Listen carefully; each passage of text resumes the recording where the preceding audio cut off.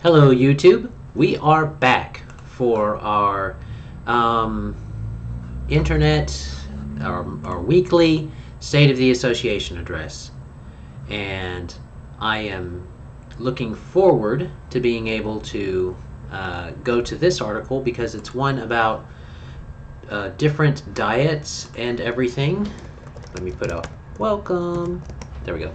In the live chat. So everybody in the live chat, we are watching it in case you guys want to communicate with us on that. But let's get to where we want to be real quick. There we are. Okay. And let's move this over here. There we go. And I'll watch the live chat over there. So, I love having two monitors. If you are a business person, get two monitors for your 2 to 3 monitors for your computer. Makes things a lot easier. Getting to our particular article for today, it's going to be about diets. And we talked about plant-based diets and how they're very popular, but I'm not super sold on all of the stuff about them. But that they are generally the best option as far as food goes for a person. Now we're going to go into that a little bit on and continue that idea because with it, it's better to understand the quality of those fruits and vegetables, not just that you're getting them. And that's kind of what we're going to talk about with this one. And if you may have guessed from the title, it's about the soil or the dirt that they're grown in and its minerals or lack thereof. So we'll get to that in a minute. First off, we have our housekeeping to do with different announcements and things like that. So let me see. Next Saturday, we have our event. We have our emergency preparedness the healthy way.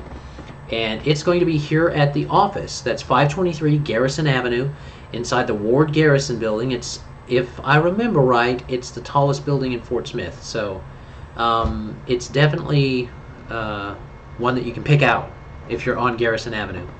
If you know where the First National Bank is, the big one in Fort Smith, and on Garrison, and you know where the Area Agency on Aging is, it's just right there on that set of corners. So there's 3 buildings there in a parking lot on that corner of Garrison and 6th Street, I think. So we are on the tallest of those buildings, on the 3rd floor. But you have to call to get in because we have locks downstairs in the lobby. So you got to get buzzed to get in. But other than that, you should be good. Let me see. I don't have any other announcements as far as events coming up besides mine, not right now anyway. We're still doing the CRNs every Tuesday at Sweet Bay Coffee over on Rogers Avenue by Creekmore Park in the library, main branch of the library in Fort Smith. So we encourage people to come over to there. Even if you're not a small business owner, it's still a great way to get an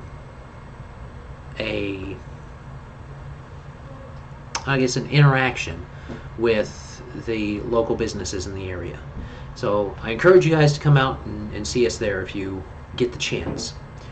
Next thing, and we're still doing, of course, our State of the Association addresses. So that's all I have for at the moment.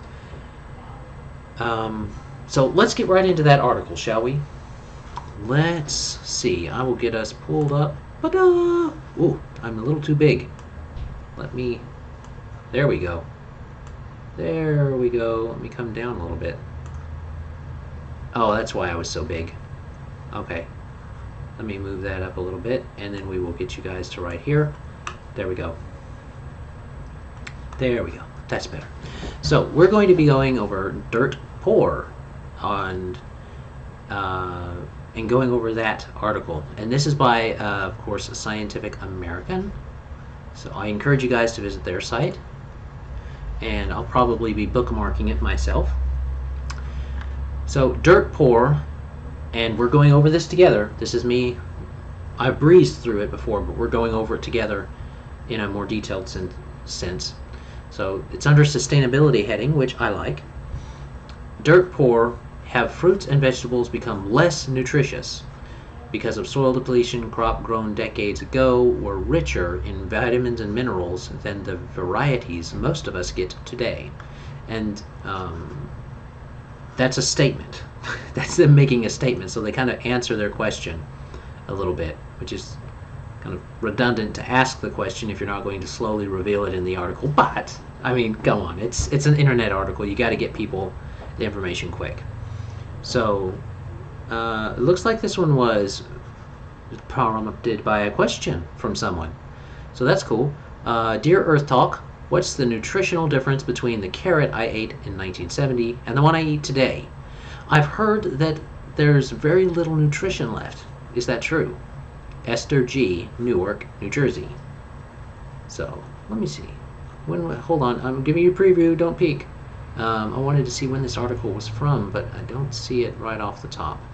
So I might see it in a bit. Anyway. No, I don't see it directly. Okay, anyway, let's get into the article. It would be overkill to say that the carrot you eat today has very little nutrition in it. Indeed it would be. Especially compared to some of the other less healthy foods that you likely to also to eat. But it is true that fruits and vegetables grown decades ago were much richer in vitamins and minerals than the varieties most of us get today. And that's most of us. We'll talk about that in a minute. The main culprit is this disturbing nutritional trend is soil depletion. Modern intensive, this is an important keyword, intensive, our agricultural methods have stripped increasing amounts of nutrients from the soil in which the food we eat grows. Sadly, such successive generation of fast-growing pest-resistant carrot is truly less good for you than the one before. Okay, I must have misread that. Sadly, each successive generation of fast-growing pest-resistant carrot is truly less good for you than the one before. That's true, and that's a genetic degeneration in modified and highly or highly doctored or sprayed or pesticided food. So that's something that's not often talked about. Just as pesticides attack the DNA of pesticides and herbicides attack the DNA of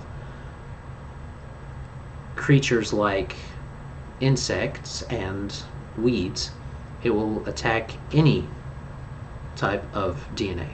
That's just how it is. That's what it's supposed to do. So you can't fault the pesticide, you can fault the people putting it on. It's like a tool. You don't fault the tool, you fault the person using it. But anyway, let me see. They mention here a landmark study on the topic by David Davis and his team of researchers from the University of Texas at Austin's Department of Chemistry and Biochemistry was published in December 2004 in the Journal of the American College of Nutrition. Now it says there of 2004. There have been other studies well before this. That they studied U.S. Department of Agricultural Nutritional data, so this is not data that they themselves went out and tried to get and kind of fiddled with. This is data from this government itself. Both 1950 and 1999 for 43 different vegetables and fruits, finding reliable declines. Not possible declines, reliable declines in the amount of protein, calcium, phosphorus, iron, riboflavin, which is vitamin B2, that's important, and vitamin C over the past half century. Just 50 years of irresponsible growing practices and I'm not faulting farmers or ranchers or anything like that. I'm faulting the society that built up this idea. Davis and his colleagues chalk up this declining nutritional content to the preponderance of preponderance, is that the correct word to use there? Of agricultural practices designed to improve traits, size, growth rate, pest resistance, other than nutrition. They were more concerned about the size, growth rate, and pest resistance than they were about the actual nutrition of the carrot. A smaller carrot with better nutritional value is more important to have than a big old carrot with a lot less. That's my opinion. That's the opinion of many a documented and accredited and all those different words you would want to use nutritionists and doctor. A quote is, efforts to breed new varieties of crops that provide greater yield, pest resistance, and climate adaptability have allowed crops to grow bigger and more rapidly, reported Davis, but their ability to manufacture or uptake nutrients has not kept pace with their rapid growth. There have likely been declines in other nutrients too, he said, such as magnesium, zinc, and vitamins B6 and D. But they are not studied in 1950, and more research is needed to find out how much less we are getting from these key vitamins and minerals. The Organic Consumers Association cites several other studies with similar findings. A. Kushi Institute analysis of nutrient data from 1975 to 1997 found the average calcium levels of 12 fresh vegetables dropped 27%, iron levels 37%, vitamin A levels 21%, and vitamin C levels 30%. It dropped a third of its vitamin C. Think about that. A similar study of British nutrient data from 1930 to 1980 published in the British Food Journal found that in 20 vegetables the average calcium content had declined 19%, iron 22%, and potassium 14%. Yet another study concluded that one would have to eat 8 oranges today to derive the same amount of vitamin A as our grandparents, not our great-great-grandparents, as our grandparents would have gotten from one. Yeah, that's not good. What can be done? The key to healthier produce is healthier soil. Boom. I like this article. Alternating fields between growing seasons to give land time to restore would be one important step, and we do. A lot of farmers do that. They want to rotate their crops, and that's coming into more vogue, which I'm glad about. Also, foregoing pesticides and fertilizers in favor of organic growing methods is good for the soil, the produce, and its consumers. Those who want to get the most nutritious fruits and vegetables should buy regularly from local organic farmers. If you can find someone who grows stuff in your area, guess what? It's not only going to be better for you. There have been many studies to show that eating local and eating not just local but organic, eating local especially, can help improve your allergy symptoms and help improve that seasonal discomfort that you get. Help support your body in that. It's definitely something to look into. If you've got those really bad, think about doing that. Honey is a great way to do that too, but this isn't about honey. This is about fruits and vegetables. University of Texas Davis, University of Texas's, or they say UT's, Davis warns that just because fruits and vegetables aren't as healthy as they used to be doesn't mean, okay, I was reading it right, used to be doesn't mean we should avoid them. He quotes here, Vegetables are extraordinarily rich in nutrients and beneficial phytochemicals, he reported. They are still there, and vegetables and fruits are our best sources of these. That is a good takeaway. They list some contacts here for the different places, like the Kushi Institute, the Journal of American College of Nutrition, and Organic Consumers Association, right there. So that's good. It was written and edited by Earth Talk is written and edited by Rodney Shear, however that's said. It's not Schneer, like I said, but it's Shear, probably. And Doug Moss at a registered trademark of The Environment magazine. Send questions, subscribe, Okay. So I like this article quite a bit. It didn't have a whole bunch of pictures and stuff like that, but it didn't need to, and it was not too long or too short. It gave you good information, went right to the point, and yeah, I'm probably going to bookmark this site because I liked it. I liked it quite a bit.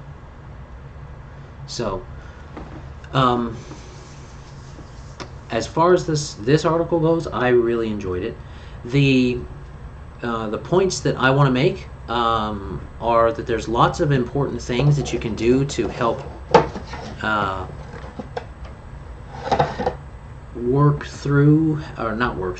improve your vitamin and minerals that you're not getting in your diet. And people that come to me and they become a member of the association and stuff like that, a lot of the times, almost everybody needs more trace minerals in their system. You get these, this doesn't really touch on it specifically, but the amount of nutrients that you're getting less of, those bigger nutrients that they're talking about, the 30 or 40% drops, like you said, those are your vitamins and your minerals and vitamins that you're getting from those that are in the larger amounts. Those are fine. Those are not losing too much to really cause a super big problem. But the trace minerals that you're losing, a 30% drop in a trace mineral is substantial to how much you're going to have to try and eat to get that. You think the vitamin A alone was a big deal when you were talking about an orange? Just think about something that has such a small amount of a trace mineral that it can't even, it's really super hard to pick up, even on testing. And you're trying, and you drop that by 30%. Something like appropriate type of lead or tin or bismuth. I mean, who goes looking for those? You don't go looking for tin in your diet, or bismuth, or holmium. I mean, seriously. That's why we talk about, most of the clients that I see end up getting recommendations for trace minerals, simply because there's not a lot of ways to get your trace minerals without growing your own food and then making sure that that food is fed good food, which can be a whole cycle in and of itself. So what I recommend is, one of the things you can do is grow your own food. Like we said, you can go soil if you want to. You just have to make sure you're taking care of that soil. If you grow in one place every year, you either have to really make sure you're getting good soil in there, and that you are then, if you're in your garden, you don't grow everything in the same spot every year. If you have a row of corn in one spot that year, you grow it in a different spot next year in your garden, if you have one spot for your garden. The best way is to have about 3 or 4 spots for your garden, and then this year you grow here, and then the next year you grow the other spot, and then the next year you grow at the other spot, and then the next year you grow at the other spot, if you have enough space for that. I understand that a lot of people won't have that much space for that.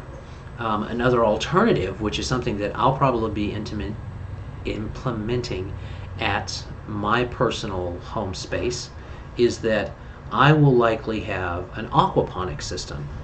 Not a hydroponic system, that's different, an aquaponic system. An aquaponic system has a tank with fish in it. The fish you feed and stuff like that. Then, as they're fed and things, that water that they're using is taken and it's piped through and it's put through a sediment that your plants are in, and it filters through. And as it filters through those different things, it cleans the water, and then you let it drop back into the fish bowl, the fish area. And what that does is it feeds the plants from the fish waste, and then the clean water comes out and the fish swim in it. Clean water comes out the other end and the fish swim in it, and it's a closed system, and that allows the fish waste water to feed the plants. The plants purify the water, and it goes back for the fish to swim in, and they have fresh water to swim in. And then you just feed the fish, and those plants grow, and they grow really well. And if you make sure you feed your fish properly and stuff like that, then you get a lot of trace minerals that you are losing from the soil system. So that is an option. That is a way to try and compensate for the loss that you're getting in your trace minerals. The takeaway that I would like to have from this for you guys is either make sure that you're growing your own vegetables, or at a minimum supplement in trace minerals to your diet if you're not getting them. If you're not getting your own vegetables, or from a vegetable vendor or small business person that you know, that you trust to have good practices. It's always better to buy organic because you're not going to have the DNA degradation of those plants going into your system and then possibly getting your DNA to mess up too. So those are my main comments about this one. I liked this article quite a bit. Like I said, it was very clean, very to the point, and did not meander around.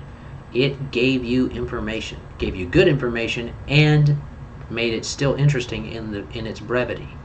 So definitely a good article. Thumbs up for me for sure. And that's all I have to say about it, really.